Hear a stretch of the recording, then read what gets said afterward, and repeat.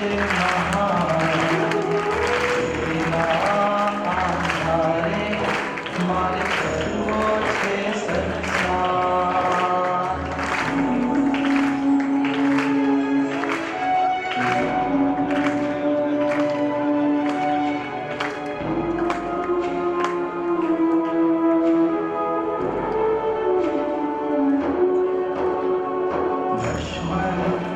સંબંધો જ્યારે સાથ છોડશે ત્યારે નિશ્ચય મારો હાથ પકડશે.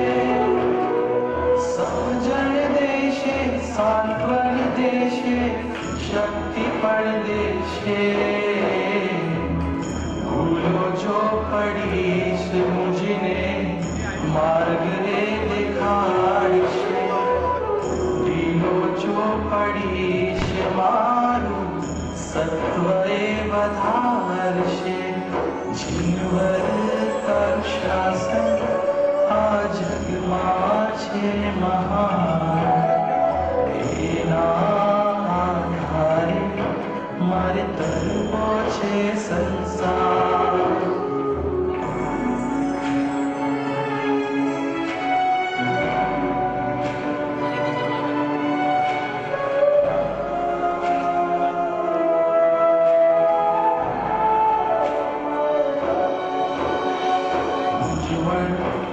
થશે તો માર્ગદર્શન આપશે. અવઢવમાં સાચી મને સમજણ આપશે. મોક્ષ માર્ગનું એકાંતે આકર્ષણ આપશે. પુરુષાર્થ કરશે ને આધાર આપશે. સમર્પિત થયેલાનું ધ્યાન સદા રાખશે. જીવન કા શાસન આજમાં છે મહાન, એના આધારે મારે કરવો છે સંસાર. મને જ તારશે, બહાર તારશે. મઝધાર માનૈયા કાંઠે પહોંચાડશે. એવી મુझને શ્રદ્ધા છે, સાચી સાચી શ્રદ્ધા છે.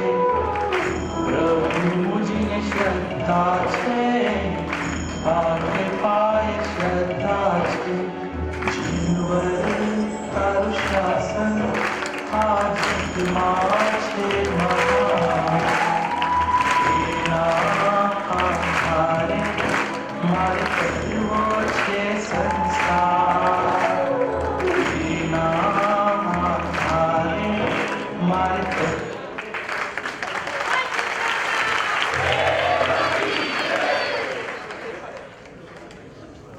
આગળના રિપોર્ટ રીડિંગમાં આગળ વધતા ઘાટકોપર વાસી ગોવાંડી અહેમદનગર ખાસ પધારો. 10 મિનિટમાં આપણું પહેલું સેશન પૂરું થયું છે. ચિંતા નહીં કરો, ઊભા નહીં થતા, કારણ કે તપસ્વીઓ માટે પણ આપણે એક સ્કીમ મૂકી છે. આ પર્યુષણ દરમિયાન કે આ ચોમાસામાં જેમણે વિશિષ્ટ તપશ્ચર્યા કરી અને જેણે 50 કે 100 થી વધારે વિહાર કર્યા એમના પણ આપણે ઊભા કરી બહુમાન કરવાના છે.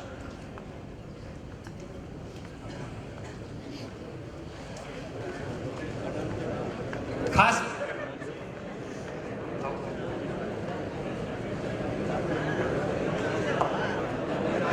પરમ તારક અજ્ઞાન પરમાત્માને મારા કોટી કોટી પ્રણામ. ગુરુદેવ શ્રી મહાબોધિ સુરેશ્વરજી મહારાજ સાહેબ, સાચી ભગવંતો ને મારા કોટી કોટી પ્રણામ. સર્વે વિહારના મારા ભાઈઓ અને હવે નવા જોડાયેલા બહેનોને બી મારા પ્રણામ.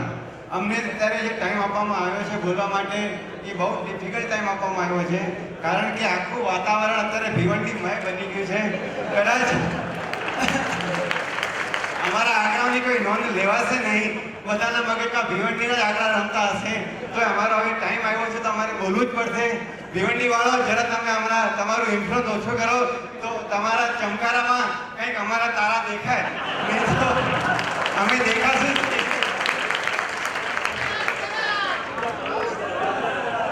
સાહેબ કહે છે કે તમે પાછું ભીવંડીને ઓર ચમકાવી રહ્યા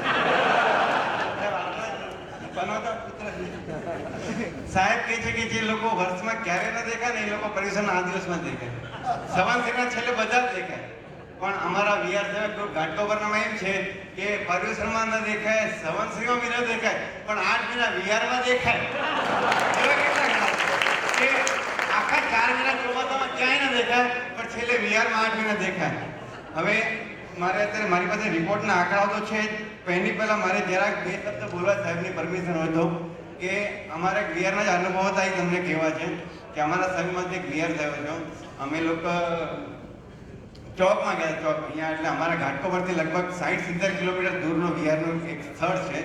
ત્યાં ટોટલ વીઆરમાં સવારના ટાઈમે 7 વાગે ટોટલ 40 મહાત્માઓ ભેગા થઈ ગયા. વીઆરનું જે વીઆર ધામ છે ત્યાં, અને ત્યાં લગભગ ખાલી 4 થી 5 જ ઘર જૈનોના છે ચોકમાં.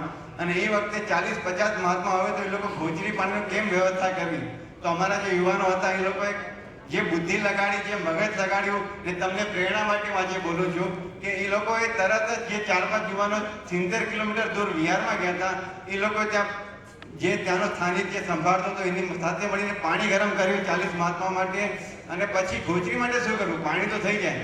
એટલે એ લોકો આખા ગામમાં ફરી વળ્યા, અને ગામમાં જ્યાં એ લોકોને કેળા મળ્યા, કેળા તો બધા મહાત્માનો વાપરી શકે, કેળા મળ્યા, એ બધા કેળા એ લોકો લઈ આવ્યા, અને એ બધા કેળા એ મહાત્માઓને એ લોકોએ ઘોરાવ્યા. એટલે આ રીતે એ લોકોએ પોતાનું મગજ વાપરીને મહાત્માઓની સુધાને બી શાંત કરી અને એ લોકોના આશીર્વાદ બી મેળવ્યા. આવી રીતે બીજું એક મારે કહેવું છે કે અમારા ઘાટકોપરમાં એક યુવાન જે છે અમારા અત્યારે અમારી સાથે જ ઊભા છે યુવાન, એણે પોતાનું નામ આપીને ના પાડી છે, તો એની રજા લઈને મને એને કહું છું કે અમારા નયનભાઈ છે, એક મહાત્મા અમારા ઘાટકોપરમાં બીમાર થયા હતા, એમનો રિપોર્ટ કરાવવો હતો. તો ઘાટકોપરથી લાલબાગ 14 કિલોમીટર સવારે ગયા. મહાત્મા વ્હીલચેરમાં હતા. આ ભાઈ 14 કિલોમીટર વીઆર કરીને લાલબાગ ગયા. મહાત્માનો રિપોર્ટ 10 વાગે કાઢ્યો અને 10:30 વાગે પાછા લાલબાગથી પાછા ઘાટકોપર 14 કિલોમીટર, એટલે ખાલી 3 કલાકે 4 કલાકના ગાળામાં 28 કિલોમીટરનો વીઆર કર્યો. ખૂબ ખૂબ અનુભવના નયનભાઈની. બીજો ટોટલ અમારે જો ઘાટકોપર ઈસ્ટમાં આપણે કહીએ તો ઘાટકોપરમાં અમારે ટોટલ 3 સંઘો છે મોટા મોટા. એક અમારો 60 ફીટનો સંખ્યા પાર્થનાથ જૈન સંઘ, બીજો નવરોજી લેનનો સંઘ, અને ત્રીજો છે અમારો સાંગાણીનો સંઘ. આમાં ટોટલ 3 સંઘમાં મહાત્માઓની લગભગ કાયમ અવરજવર ચાલુ જ હોય છે. ગુરુદેવની કૃપા અમારા પર વરસતી જ હોય છે. અને આ 3 સંઘમાં અલગ અલગ આંકડાઓ બી છે અને સાથે સાથે આંકડાઓ બી છે, પણ ભીવંડીના આંકડા જોઈને અમને લાગે કે અલગ અલગ બોલશું તો કાંઈ મતલબ નથી. એટલે અમારે યુનિટી કરીને ભેગું જ બોલવું પડશે કે આ ટોટલ આ 9 મહિનાના સમયગાળામાં અમારા 3 સંઘમાં મળીને ટોટલ વિહાર થયા હતા 533. આ 533 વિહારમાં અમે ટોટલ ભીવંડીવાળા જે 5000 સાધુ સાથે ભગવંતોને વિહાર કરાયો, અમે બી બહુ ઓછા નથી, 4250 સાધુ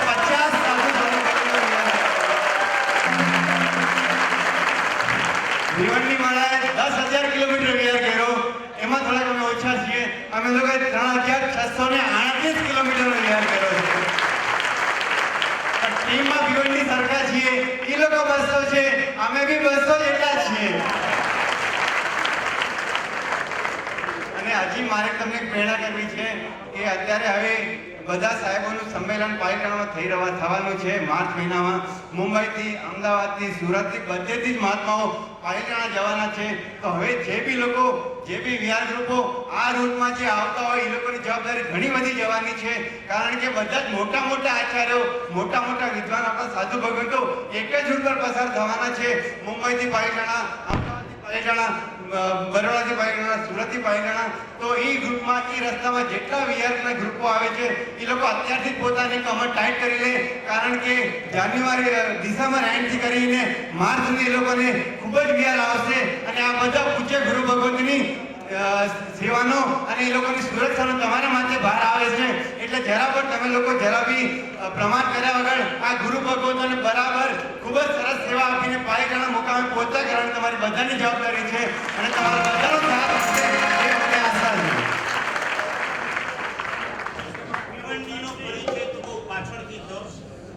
વર્ષોથી પરિચય જો મુંબઈમાં હોય તો આ મુલુંડ આ ઘાટકોપર છે. ઘાટકોપરમાં મારી લાઈફના 38 વર્ષમાં મેં હાઈએસ્ટ ચોમાસા ઘાટકોપરમાં કર્યા અને એમાં પણ નવરોજી લેનમાં 3 ચોમાસા કર્યા.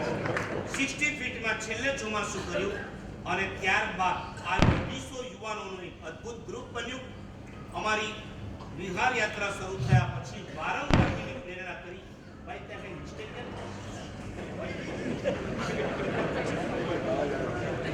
અમારી વારંવારની પ્રેરણા થયા પછી છેલ્લા વર્ષથી એની પહેલાથી સ્ટાર્ટ થઈ જ ગયું હતું, પરંતુ આ વખતે તેઓ સંમેલનમાં આવવા માટે પણ તૈયાર થયા છે. આખું ઘાટકોપર આ તો તમને ખબર નથી, ભિવંડી ખાલી ગોકુલનગર નહીં, અજંટા, અંજુક ફાટા તમારી જેમ જ સંઘાણી, નવરોજી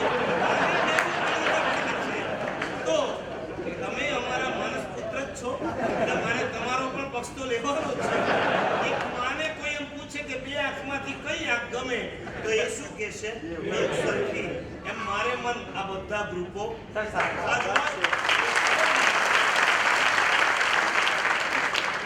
એક કરે 22 કરે કે 1200 કરે, માત્ર વાત એટલી છે આ બધામાંથી તમારે પ્રેરણા લેવાની હોય છે.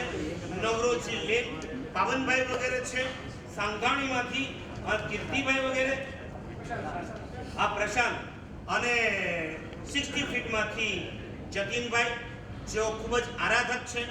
તમે અવારનવાર એમના મુખે બહુ મોટા સંગીતકાર છે, અવારનવાર તમે જો કોઈ દીક્ષા પ્રસંગોમાં ગયા હો તો સાંભળ્યા હશે